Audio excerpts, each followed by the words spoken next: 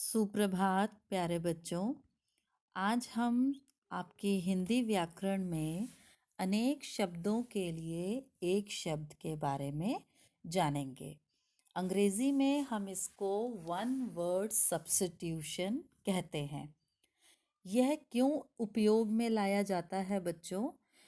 ताकि हमारी जो हिंदी भाषा है वह सरल और स्पष्ट हो सके और हम अपनी बात को कम से कम शब्दों में कह पाएं।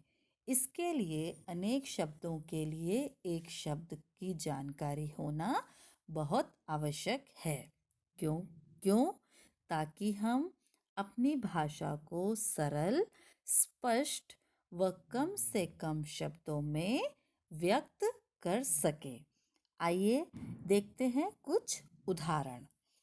इस चित्र में आप देखें बच्चों, राजू जो है वह कपड़े सिलता है। इसको हम अगर सरल और कम शब्दों में कहना चाहेंगे तो कैसे कहेंगे कि राजू दर्जी है।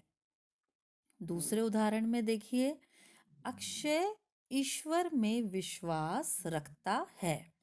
अगर हम इसको वन वर्ड सब्स्टिट्यूशन यानी कि अनेक शब्दों के लिए एक शब्द अगर उपयोग करें तो क्या करेंगे कि जो अक्षय है वह आस्तिक है, यानी अक्षय आस्तिक है। हमने वही बात कम शब्दों में अपनी रखी। इससे क्या होता है बच्चों, हमारी जो भाषा है वह प्रभावशाली होती है। जितना ज़्यादा आपका ज्ञान भंडार बढ़ेगा उतना ही ज़्यादा आपकी जो वोकैबुलरी है हिंदी की वह बढ़ती चली जाएगी। आइए बच्चों, यह आपकी पुस्तक में से अब कुछ उदाहरण लेते हैं। इसमें देखिए, जो मंदिर में पूजा करता है उसको हम क्या कहते हैं? पुजारी। यानी कि अगर हम यह बोलें कि मंदिर में पुजारी है तो आपको पुजारी शब्द से ही पता चल गया कि पुजारी उसको कहते हैं जो मंदिर में पूजा करते हैं, है ना? तो काम की है ना चीज़ कि हमने कम शब्दों में सिर्फ एक ही शब्द में अपनी बात को रख दिया कि पुजारी। दूसरी तरफ किसान। किसान का मतलब आप सबको पता है, जो खेती करता है। यानी आपने कम शब्दों में एक ही शब्द बोला, वो क्या? किसान। अगला देखें, चिकित्सक, जिसको आप डॉक्टर कहते हैं। चिकित्सक का क्या काम है? इलाज करना, जो चिकित्सा करता है। यानी जैसे ही आप चिकित्सक शब्द बोलेंगे, डॉक्टर शब्द बोलेंगे, तो आपको पता चल जाएगा कि यह मरीज का इलाज करते हैं। तो आपने कम शब्दों में क्या किया? चिकित्सक शब्द बोला और अपना ज्ञान भंडार बढ़ाया। इसी तरह सैनिक, जो देश की रक्षा करते हैं। इसी तरह हम और भी अनेक शब्दों के लिए एक शब्द आप इस पाठ में सीखने जा रहे हैं। इस उदाहरण में आपने देखा कि हमने अनेक शब्दों के स्थान पर एक ही शब्द का प्रयोग किया। ऐसा क्यों किया?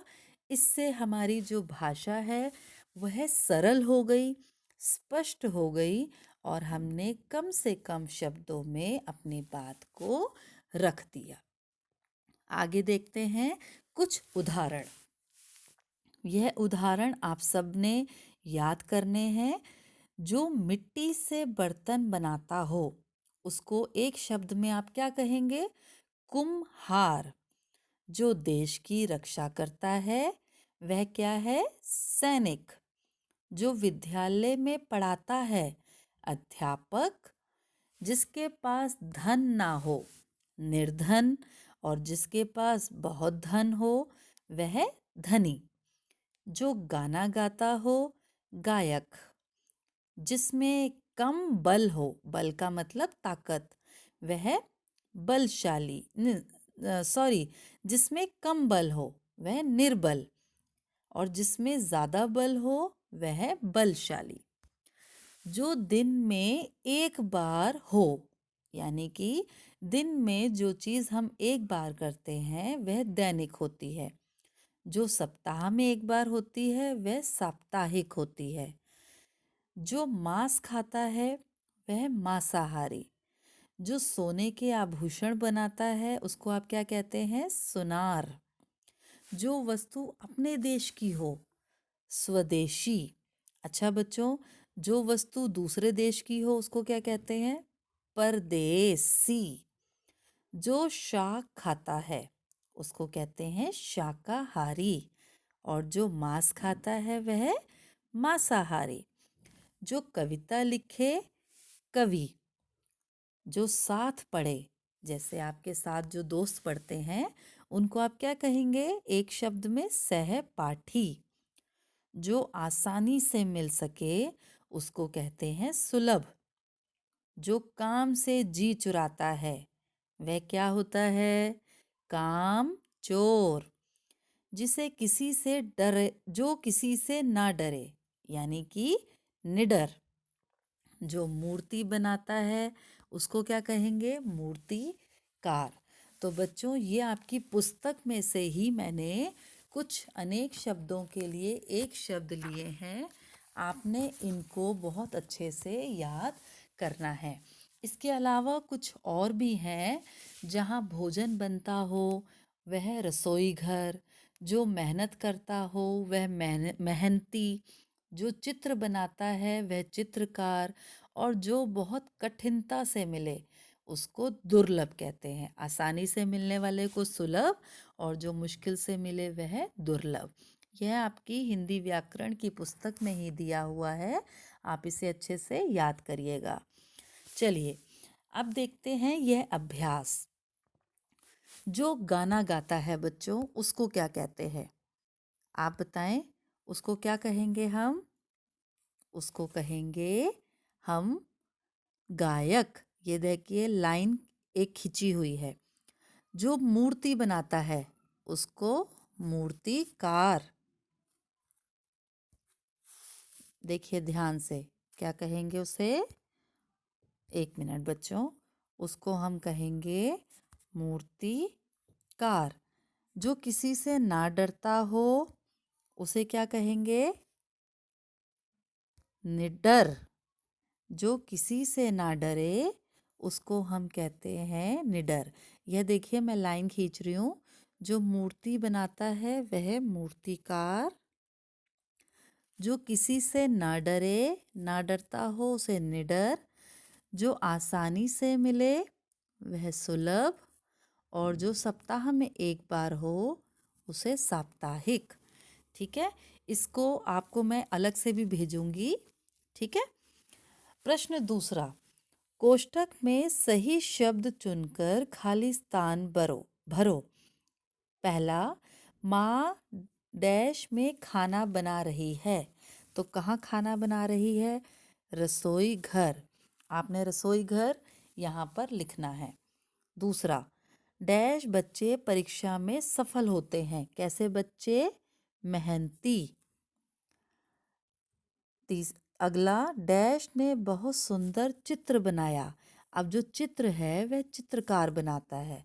जो मूर्तिकार है वह मूर्ति बनाता है। ठीक है, तो आपका सही उत्तर होगा चित्रकार। अगला, डैश अच्छे गहने बनाता है। आपको बताया था ना, जो गहने बनाता है उसको सुनार कहते हैं। चलिए, मोहन मेरा डैश है।